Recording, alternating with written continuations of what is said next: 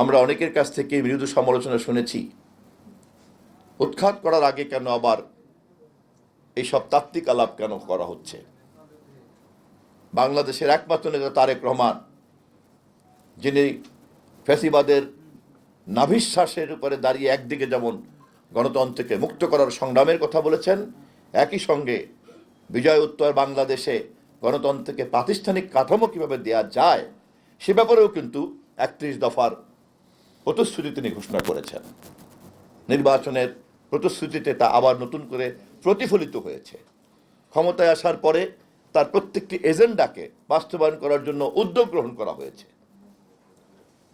আমি জনসেবামূলক পদক্ষেপগুলির কথা বলে সময় নষ্ট করতে চাই না, কিন্তু গণমাধ্যমের ক্ষেত্রে যে প্রতিশ্রুতি আমাদের ছিল, আমাদের সরকার কিন্তু ইতিমধ্যেই সে ব্যাপারে তাদের কর্মসূচিকে এগিয়ে নিয়ে চলছে। ইতিমধ্যেই আমরা প্রায় সকল অংশীদারদের সঙ্গে মত বিনিময় করেছি।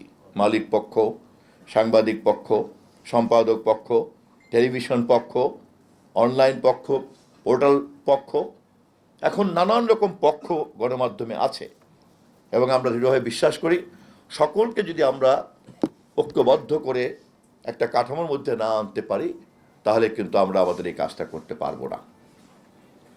সরকার যতই গণতান্ত্রিক অথবা আপনাদের স্বাধীনতাকে নিশ্চিত করুক, মালিক যদি স্বাধীনতা না দেয়, মালিক যদি বেতন না দেয়, মালিক যদি মর্যাদাপূর্ণ পেশাগত পরিবেশ না রাখে, তাহলে সেই চ্যালেঞ্জ কে মোকাবেলা করবে? শুধু ইউনিয়ন? রাষ্ট্র তাকিয়ে তাকিয়ে দেখবে?